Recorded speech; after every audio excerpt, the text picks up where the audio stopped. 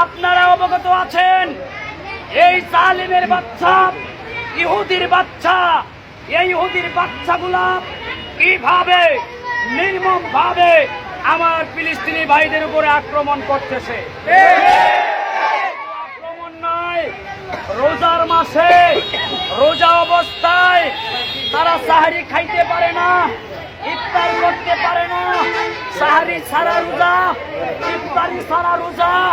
এমন অবস্থায় যুদ্ধ বিরতি দেওয়ার পরেও ঘুমন্ত শিশু, নারী, আবাল বৃদ্ধের উপরে হামলা করে তাদেরকে শহীদ করেছে ফিলিস্তিনের প্রধানমন্ত্রী সহ।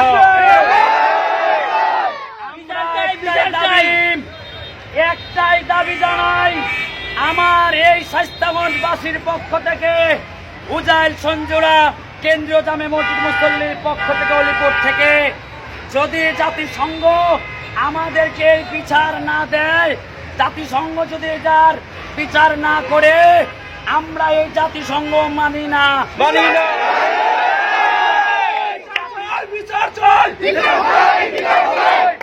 এই জাতিসংঘে আমরা থুতু নিক্ষেপ করি। জাতিসংঘ মুসলমানদের কাজে আসে না, ওই জাতিসংঘকে আমরা জুতা নিক্ষেপ করি। শুধু তাই নয়, আমরা মুসলমানরা একমত হতে হবে।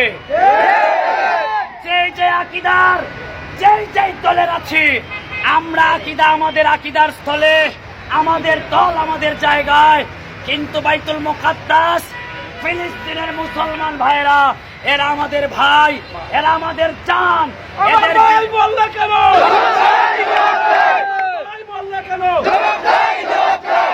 এদেরকে আক্রমণ করলে আমরা ঘরে বসে থাকতে পারি না।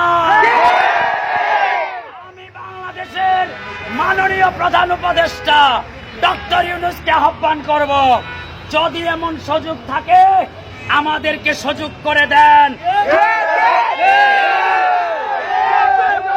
আমরা ফিলিস্তিন যেতে চাই, ফিলিস্তিন যুদ্ধ হয়ে মরতে চাই, আমরা শহীদ তামান্না নিয়ে ফিলিস্তিন যেতে চাই।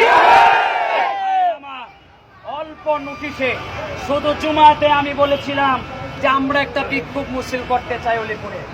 আপনারা আমার ডাকে সাড়া দিয়ে আপনারা ফিলিস্তিনিবাসীর প্রতি মহব্বত দেখিয়েছেন, এই জন্য আমি আমার পক্ষ থেকে আপনাদেরকে ধন্যবাদ এবং মোবারকবাদ জানাই।